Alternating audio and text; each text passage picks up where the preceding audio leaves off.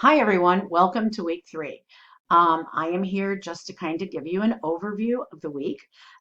We are going to go to modules, and then I'm taking you to under the content to module 3. And I want to go over the assignments, and then I want to go over the rubric. The first thing I want you to do, well, not the first thing, but one of the things you're assigned this week is reading Grove and Gray, pages 414 to 426. You can kind of skim this. This talks about the Stettler model and the Iowa model. Now, what are the purposes of the model? Well, we're talking about evidence-based practice. So what we're doing in this class is we're not doing research, we're not writing a critique, we're looking at clinical research or research that would help with a nursing problem, and we're evaluating the best evidence and seeing if it's applicable to our practice. So what the Stettler and the Iowa model do is they take you through how to evaluate if it's going to be useful for your practice. And when you do this research, you typically do it because you've identified a clinical question or a clinical problem that you want resolved. For example, I know one of the students in this class is looking at nurse staffing ratios. One of the reasons to do and what part of clinical or evidence-based practice is something that might require advocacy at the lobbying our legislators. It may require a change in policy. It's not always a change in clinical practice. It is a change in improving patient outcomes, but that also involves nursing structure such as staffing levels and other things that go on in the hospital. So those are the examples. So I want your discussion question has to do with how to evaluate it. When you read about the Stettler model, it makes a lot more sense in the textbook than just looking at the diagram. The Iowa model is similar. I don't care which one you do, but the discussion question is a way for you to think about getting what you're getting and applying it to your practice. And many times we'll do a literature review or search, and we'll determine not to use the evidence. It may be that we can't afford as an organization to use the evidence. It may be that it's not practical for the size of our institution or the culture. Depending on whether you're a tertiary care facility where there's residents and interns, or whether you're a small community hospital or a rural hospital that may have swing beds and that kind of stuff. So all of that goes into it. So when you look for evidence, you may decide to use it to make a change, and this is typically done obviously in a committee. You may decide to put it on hold and revisit it, or you may decide to not use it, and all of those are perfectly acceptable. So that's what this is about. The next two things in this chapter or module are how to search for the evidence. And the article that I provided you, actually, these articles are landmark articles. I realize that they're 2010, but these were the foundation for QSIN, Quality, Safety, and Education in Nursing, which is the big movement about 10 years ago. An evidence-based practice is one of the core pillars of the QSIN movement. And these were the articles that was the foundation for that QSIN movement. So this article, Searching the Evidence, talks about how to search evidence, and I think towards the end they give you detailed instructions on PubMed. Well, you're going to be searching most likely the McKendree Library. You can search PubMed. Do remember that your articles have to be within the last 5 years, unless it is a landmark article. And if you did not have what a landmark article was in the first part of research, it is one that is referenced over and over again in subsequent studies. And there's no rule about how many times it's referenced, but it continues to hold its own throughout the years as a piece of established research that is still viable. The reason we want you to use articles from the last 5 years is because everything is changing so rapidly that we only need the best, most recent evidence. And as we continue to look, evidence continues to improve. So that's what this is. And then critical appraisal of the evidence is part one. Now, I know you did appraisals and critiques in your initial research. What it would be good, okay, so I don't want you to write a critique. This information is here to help you decide if you're going to use a study in your evidence-based practice literature review or not. So is it or isn't it helpful? And we're not so much concerned about poor research, although we are. I mean, that's always a concern. But what does this research mean for your clinical practice, and is it going to be okay? So this is an article that you can kind of skim, and I look on page 49 where the critical appraisal guide for those studies are. This has to deal with quantitative studies as you are reading in your book, and unfortunately, in this class, there's not a lot of lecture on it, but if you look at the back of your GROW, this is nursing, this is the levels of evidence.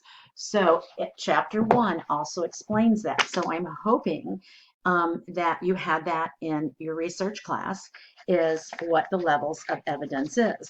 For example, the lowest level of evidence would be a option, an opinion, an expert opinion.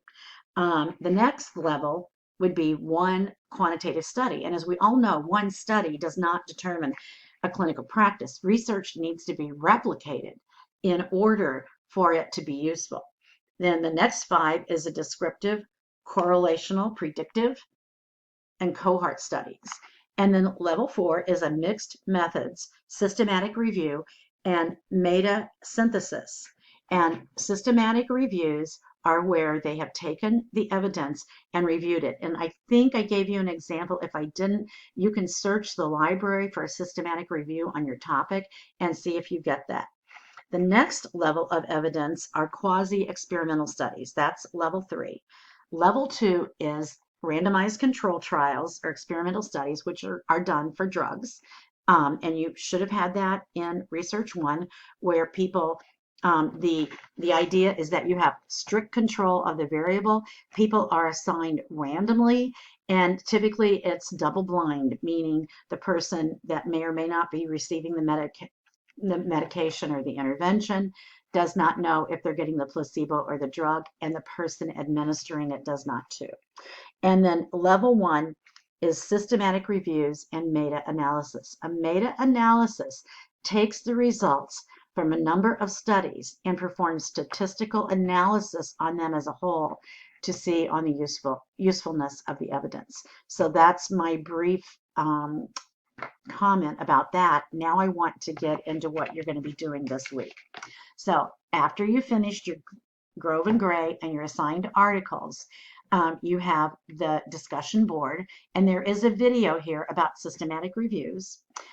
It's really pretty good, better than I could lecture from YouTube. And then you have the introduction to your paper due, and I want to go over that. So I'm going to pull up the rubric for that.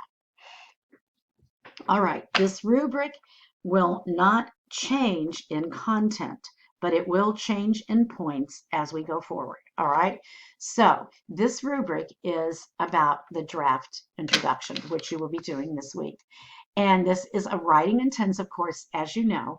And in writing intensive courses, they used to require 20 pages, but we've kind of pared that down to 12 or 15. But this is writing intensive, and part of it is that you write, you conceptualize, you draft, you edit, and you revise. And you will be editing and revising predominantly based on my feedback. All right, so the introduction is where you're going to begin. Now, you've already established in your mind a clinical question, and you've done your PICO. So let's start out with the introduction. Now it says this paper should be 1 to 2 pages in length, and I will tell you, most students only do 1. I personally would recommend 1, not 2, but it will depend on what you have. So this part of the paper, you're going to introduce your topic. So the first thing you're going to do is you're going to introduce the problem or the issue that is the focus of concern. So you may start out by saying, for example, staffing has been a problem that has plagued, and don't write that dramatically, nursing for many years, or all nursing units struggle with short staffing, or maybe in this day of nursing shortages, staffing, correct patient care staffing is more important than ever, and you get my drift. Don't write more important than ever, all right, but you get where I'm going with that. So then introduce the problem or the issue with a short history of why there is a need to focus on this particular issue.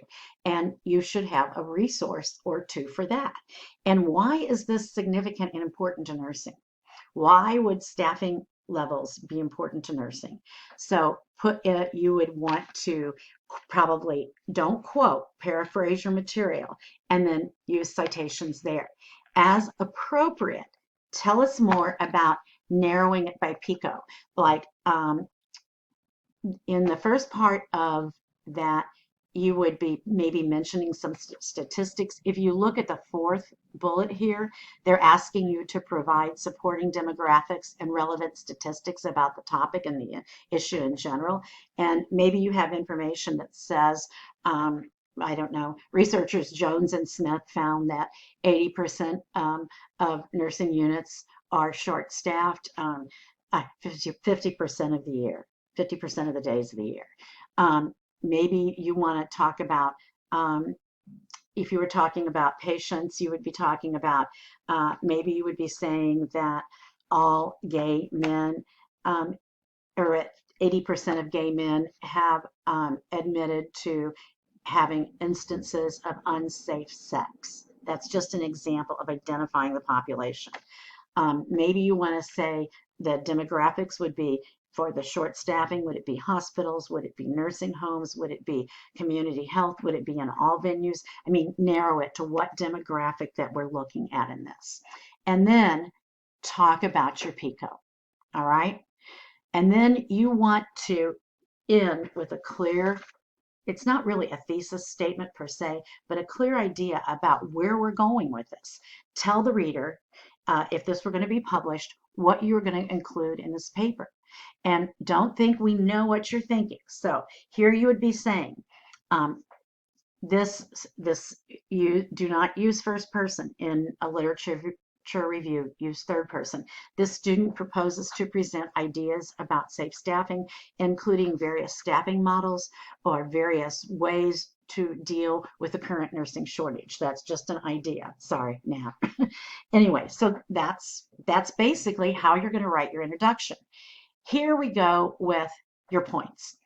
The chosen topic this is worth 5 points. So 4 of these points are going to be to the things I just covered, 1 for each one. All right. The second part, and this will change in your final draft, writing mechanics and APA are going to get more and more important the farther we go. And I'm going to provide you with some APA materials and maybe a video if I can find the one I had made. All right. So here you want to make sure, for God's sakes, use spell check. We're at the BSN level now. Let's just do that. You know, I should not be correcting your spelling. There's a grammar check on Word even, but your word choice is appropriate and reflects a professional style of writing. For example, don't say research was done, it was performed. And never say, and this article suggests. An article is an inanimate object the author by name followed by year suggests. All right. Don't say in this article how to don protective equipment in an Ebola crisis. I found out blah, blah, blah. The only thing that gets mentioned in a paper like this are the authors and the year, not the article, not the journal, not the name of the article, not journal. It's the authors. They are the real life persons that wrote this research, and we need to give them credit. All right. And the citations in your body follow APA guidelines. So if you don't know how to do that, I'll be putting out a little tip sheet. Okay. I hope you had that in the first part of research. If you don't, let me know because I'll be glad to help you. But I also want you to have a reference list of what you're writing an introduction. You're going to have some statistics